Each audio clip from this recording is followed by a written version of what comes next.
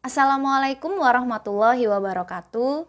Bertemu lagi dengan Bu Fitri dalam channel belajar online Solusi Belajar di Era Digital. Anak-anak, bagaimana kabarnya hari ini? Semoga selalu sehat dan tetap semangat belajar ya. Kali ini Bu Fitri akan menyampaikan materi kelas 9 Kurikulum Merdeka bab yang kedua, yaitu teks prosedur. Bagian pertama. Kalau begitu, langsung saja kita mulai materinya.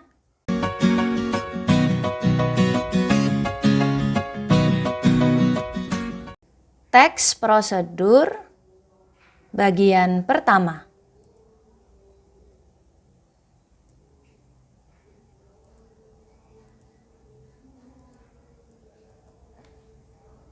Seperti biasa anak-anak, dalam pembelajaran kali ini kalian harus mengetahui tujuan pembelajaran yang harus kalian capai, yaitu yang pertama,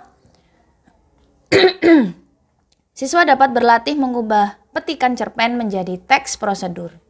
Yang kedua, siswa dapat mencermati proses penyerapan kosakata bahasa Indonesia. Yang ketiga, siswa dapat mengetahui informasi dari teks prosedur dan infografik.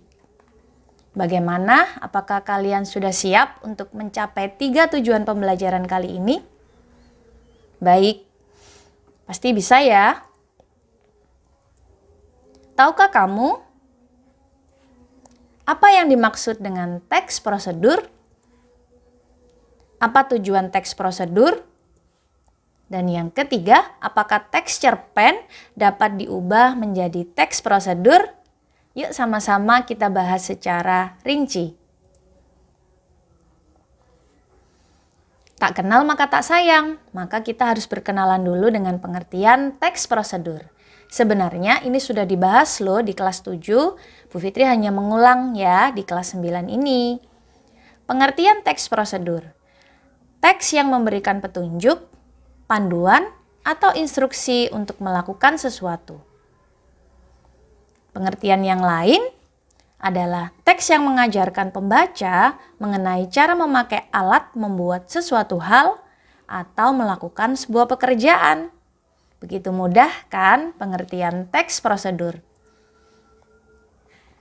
Fungsi dan isi teks prosedur. Fungsinya adalah menyampaikan langkah-langkah mengerjakan sesuatu agar mudah dipahami dan diikuti atau dilakukan oleh pembaca.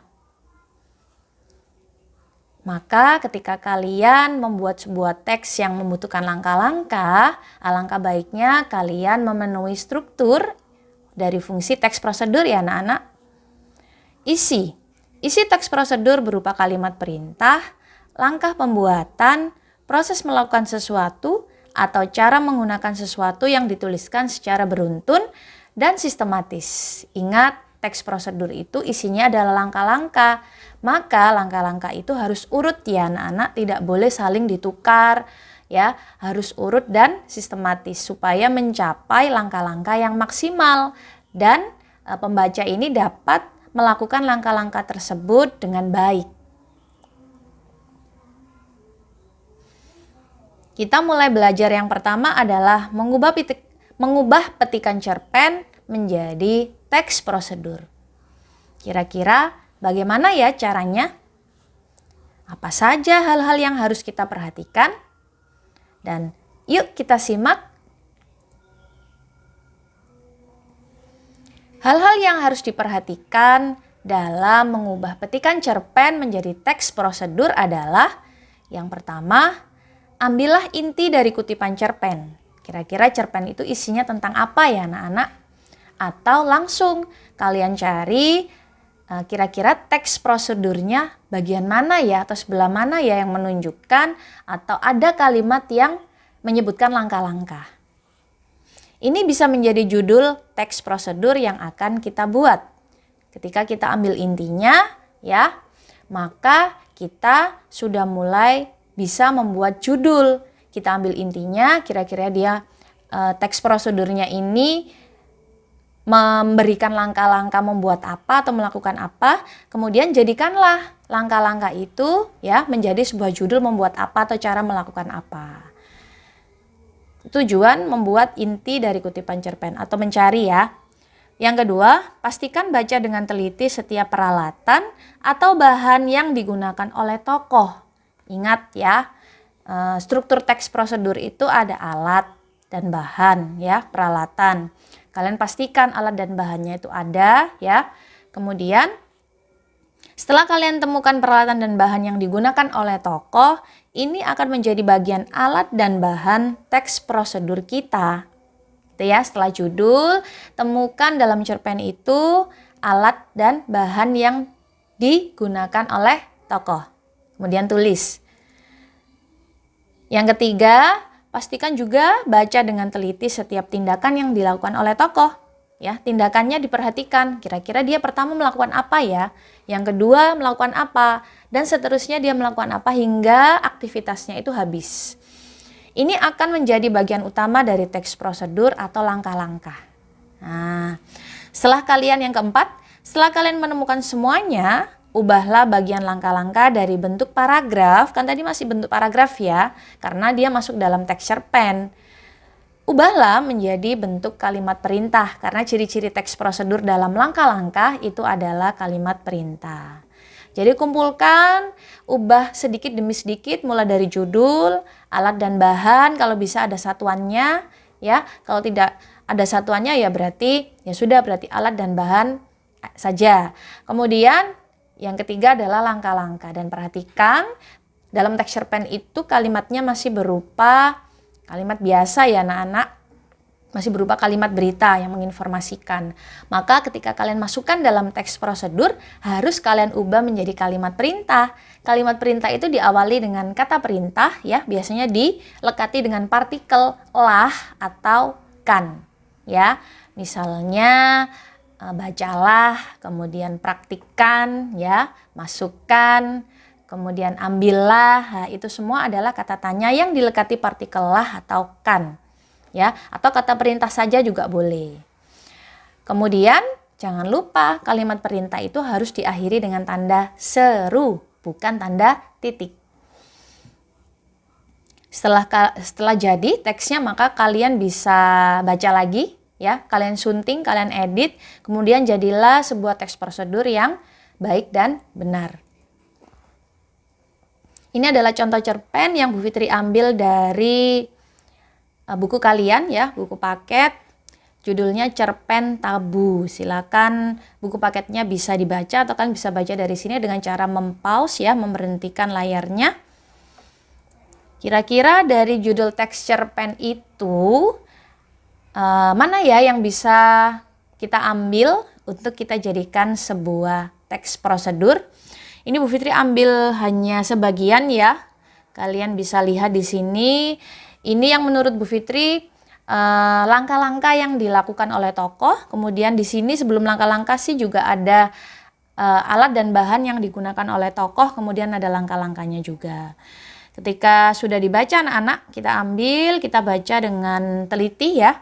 Kemudian silakan diubah menjadi sebuah teks prosedur, jadinya seperti ini. Langkah-langkahnya tadi sudah Bu Fitri jelaskan di slide sebelumnya. Nah, silakan diamati ya anak-anak. Kemudian kita belajar yang lain, yaitu proses penyerapan kosakata dalam bahasa Indonesia. Sebenarnya penyerapan ini sudah kita pelajari di bab yang sebelumnya ya anak-anak. Ini hanya meneruskan pengetahuan kalian atau menambah pengetahuan kalian dalam materi penyerapan kosakata dalam bahasa Indonesia.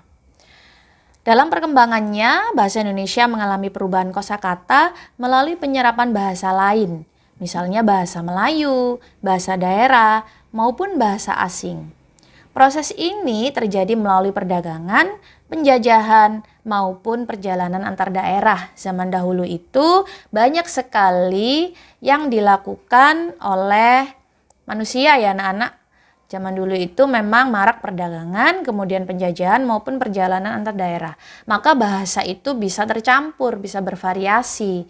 Makanya ada penyerapan ke dalam kosakata bahasa Indonesia. Supaya bahasa Indonesia ini memang ada kaidahnya, ada aturannya yang tidak sama dengan bahasa-bahasa yang lain. Dalam proses penyerapannya, ada yang diserap secara langsung, ada pula yang mengalami proses perubahan bunyi, perubahan tulisan, juga perubahan makna. Melalui proses adaptasi ini, ya, kosakata bahasa Indonesia kian berkembang. Ada yang tercatat dalam kamus sebagai kata baku, ada yang digunakan dalam percakapan sehari-hari. Nah, bagaimana proses penyerapan kosakata dalam bahasa Indonesia yang sebenarnya? Ini Bu Fitri punya contoh. Perhatikan contoh berikut. Ini adalah contoh kata serapan, ya. Ini dalam bahasa Indonesianya ada angka, ada kata angka. Ternyata angka ini adalah hasil serapan dari bahasa Melayu yang penulisannya kebetulan sama. Kemudian dari bahasa Sanskerta juga yang kebetulan tulisannya juga sama, yaitu angka. Ya, angka tahu ya, 1, 2, 3, 4 dan seterusnya. Kemudian ada bahasa Indonesianya ada kata duta, sama juga seperti angka. Kemudian ada angkasa, angkasa ada perbedaan di bahasa Sanskerta ya anak-anak. Kalau dalam bahasa Melayu dia tetap menjadi angkasa, kalau dalam bahasa Sanskerta dia artinya adalah akasa. Kemudian ada kata permata yang berbeda juga bahasa Sanskerta, karena bahasa Sanskerta ini zaman dulu sekali ya anak-anak. Kalau bahasa Melayu ini kebetulan Indonesia ini dekat dengan rumpun Melayu. Jadi kemungkinan untuk penyerapan bahasanya itu sama ya. Biasanya tidak berbeda jauh. Permata ya sama dengan bahasa Melayu tapi dalam bahasa Sanskerta adalah paramata. Kemudian negeri, kalau bahasa Melayu nagri, kalau bahasa Sanskerta adalah nagari. Memanah, bahasa Melayunya manah, dalam bahasa Sanskertanya manas. Bahasa Indonesia bahwa, bahasa Melayunya bahawa, bahasa Sanskertanya ini bava.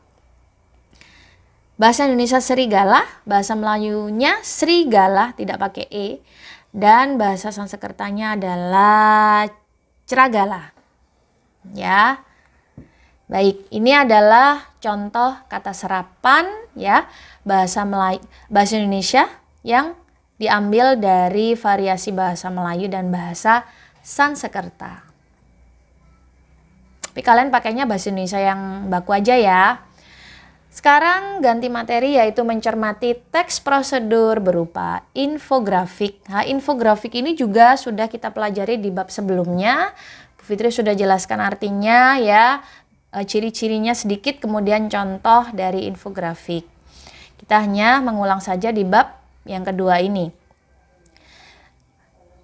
Teks prosedur anak-anak, hubungannya apa ya kira-kira dengan infografik? Nah, ternyata teks prosedur itu tidak selalu hanya berupa teks biasa yang isinya adalah judul, alat dan bahan, dan langkah-langkah. Tapi ternyata teks prosedur itu juga dapat berupa infografik. Nah, menurut KBBI anak-anak atau Kamus Besar Bahasa Indonesia yang terbaru, infografik adalah informasi yang disampaikan dalam bentuk grafik ya. Grafik itu tidak hanya sebuah garis ya, sebuah titik, tapi grafik itu dalam perubahannya dia bisa berupa macam-macam, ada variasinya. Terutama infografik yang berupa poster atau yang berupa teks prosedur ini tentu sudah mengalami perkembangan. Ini adalah contoh infografik yang bisa kalian lihat, yang bisa kalian pahami. Cara mengurus kartu BPJS Kesehatan. Ini ada gambarnya, dominannya gambar ya. Dominannya gambar, ada tulisan ya, harus menarik. Kontras warnanya juga harus terlihat ya, harus bervariasi. Kemudian ada langkah-langkahnya, kalau bisa diberi angka supaya orang mudah untuk menjalankan langkah yang kita buat. Kemudian boleh diberi variasi gambar supaya terlihat lebih menarik dan membantu kejelasan pembaca dalam memahami teks prosedur dalam infografik yang kita buat. Kemudian yang kedua seperti ini ya. 7 langkah agar membaca selezat mengudap. Nah, silakan. Ini ada 1, 2, 3 dan seterusnya. Nah, begitu mudah kan anak-anak memahami infografik. Terima kasih anak-anak sudah menjelaskan, sudah mendengarkan penjelasan dari Bu Fitri.